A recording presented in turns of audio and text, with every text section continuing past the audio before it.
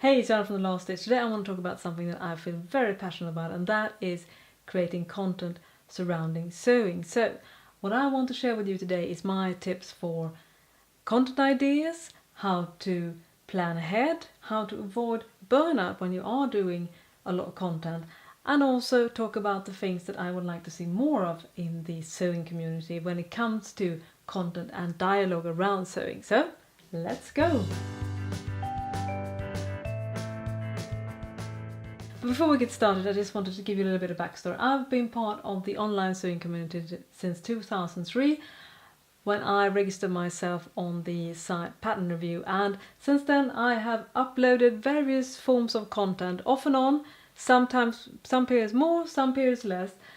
And I also in my day job work in communication, so I have been doing content creation for almost 2 decades, so it's obviously something I feel very passionate about, and always trying to bring out new ideas. It's something that I kind of live with both in my day job and as my hobby as a sewing content creator. So now let's talk about my top tips for creating sewing content.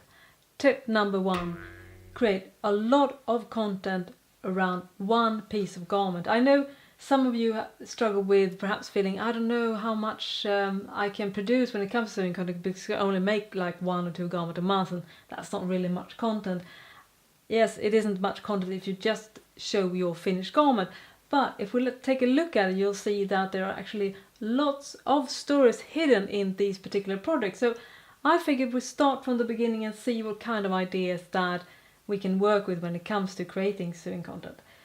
So let's say that the first course of action is finding the fabric. So you're in a store, your eyes are drawn to this beautiful, lush jersey with a great fantastic print, and you feel like, that could be something I want to do. I want to do something like a nice pretty dress with it, something very comfortable. So you buy that fabric, you have a vague plan but you're not entirely sure, and that is content number 1. It can be a fabric haul, which is obviously very popular now on YouTube.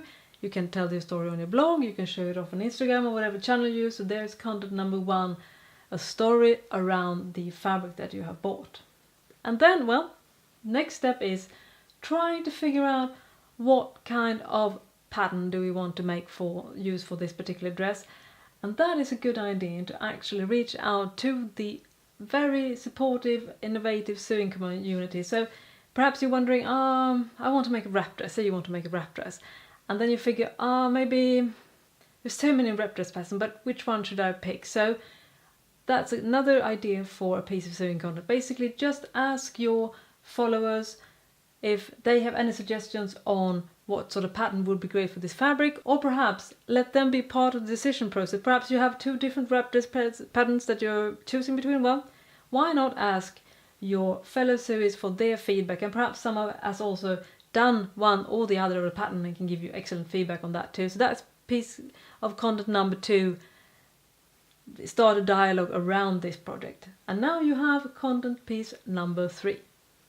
And that is, once you have settled on the pattern, you know the fabric obviously, and then you can produce a piece of content about your specific plan, talk about what you're hoping for, your fears, perhaps some techniques that you're curious about trying out, and all that sort of things. Just, you can all share that in all various forms, whether it's a video, an Instagram post, a blog post, whatever. Just tell what your plans are and thoughts around that project. So that is another piece of content, and you haven't even started making the garment. So now we're off to that particular point. You actually have finally gotten to start working on the project, and this is a gold mine of content ideas because there's so many things going on, and I can assure you that we also love behind the scenes stuff, because that story that isn't always told. You first see a fabric and then you see a finished piece and you're like, what didn't happen? Was that magic fairies that came in? But no, it's a lot of sweat and sometimes tears behind it, and that is where you can invite your followers and tell that story. You can do perhaps a sew along if you want to show all the steps or some particular steps of certain details in your pattern, in your make. And perhaps if you have a favorite technique or a tutorial that you want to show, perhaps you have a trick for achieving a really neat neckline finishing on knits, well, that's a great idea to share because it's very much appreciated.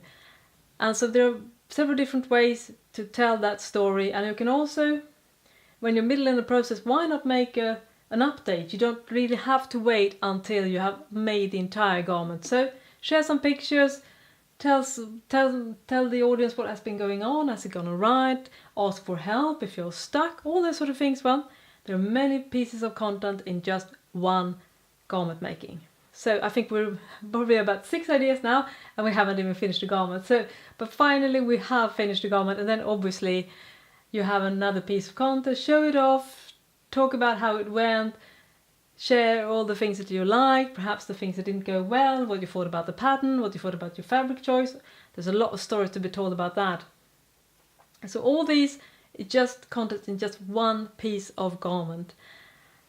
And it doesn't really have to end there, because say if you make like 5 knit dresses during a time period, say a year or 2 years, or perhaps you just do 10 patterns during a year, why not make then a roundup post talking about the patterns that you like the most, your like top 3, or perhaps you show your yearly make, so you can reuse some of the content and then tell a story. And obviously there are a lot of other ideas too, so I'll give you some of my suggestions.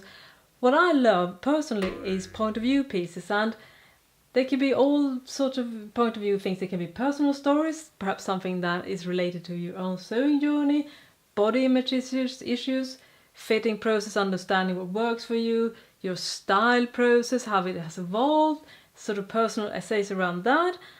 And it can also be, of course, reviews. If you say your favorite pattern company has come out with a bunch of new patterns, why not do a post or any other type of content where you share your thoughts about it? Is it a winner? Is it a loser?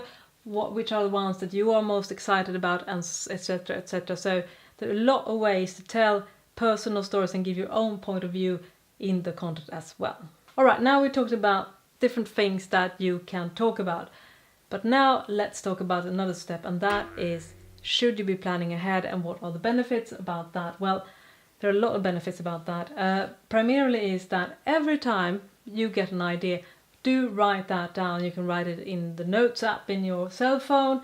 I use Trello, which is an excellent tool for planning, which is both an app and a web-based service. It's the only actually web-based service that actually works for my brain, and I plan ahead just doing different columns where I have ideas, where I have work in progress, where I have finished posts, and I have also one column for video ideas. So every time I get an idea, I do add that in Trello. But you don't need to have that, you can just write that down, because even if the idea feels fantastic, there's a big risk that you will actually forget it, because even the best ideas can slip through.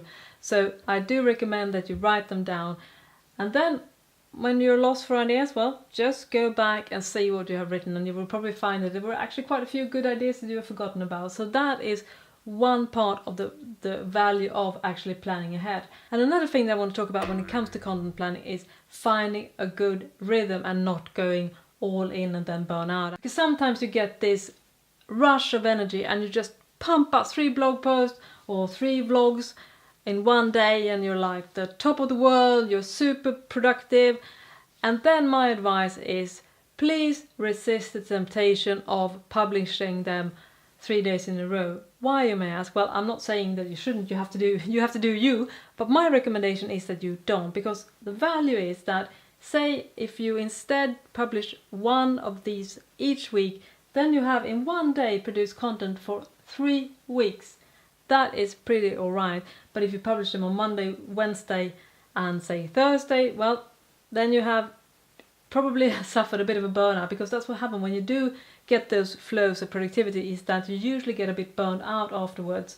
So a good idea now is to find a good rhythm. So publish 1 every week, and then you have a lot more content than risking publishing everything in 1 week and then being just super burned out, so you won't do anything for 2 or 3 weeks. And now some final words that I feel I want to get off my chest, because there's one type of conversation that I do feel is lacking on some of the social media sewing platforms currently, and that is the behind the scenes stuff, the struggles, the self-doubt, all the things that went wrong, all the things that perhaps didn't go as planned. And that can be a bit hard to encompass in when you're doing, say, on especially Instagram and Facebook, because the feeling that a lot of us who follows these people is that day 1 you see this gorgeous, fabulous fabric, and day 2, a wonderful frock, and you're like, how did that happen? And well, for some people it's probably that easy, but for many of us it's not. Showing more, how shall I put it, more vulnerability and more honesty and more realness is something that I think would bring a lot of value to the community. And especially I'm thinking about people who are just starting to sew, and the game of comparison is real, and perhaps you might feel a bit self-conscious about sharing your makes because it doesn't really work out and you see all this perfectionism around it. And I know I do this myself because we all love a pretty picture, but I do think that I would love to see that more people could share, you know, the more nitty-gritty sides of sewing as well, especially on these kind of snippet platforms that Instagram is, and also on Facebook. So I mean, obviously on blogs and vlogs you can be more elaborate talking about all the things that went on behind the scenes, but why not, you know, be a bit more open about the stuff that didn't go so well as well. Anyways, thank you so much for watching this, and I hope I got you some ideas if you feel stuck, or perhaps just have started considering getting a website, or if you want to get more into this social media game. I hope that I've given you some ideas, and well, I would love to see what you're doing, and please share your ideas, your thoughts about these particular topics in the comment section. And also there will be of course links in my various sewing social media channels so you can see what I do myself. Alright, until next time, bye bye.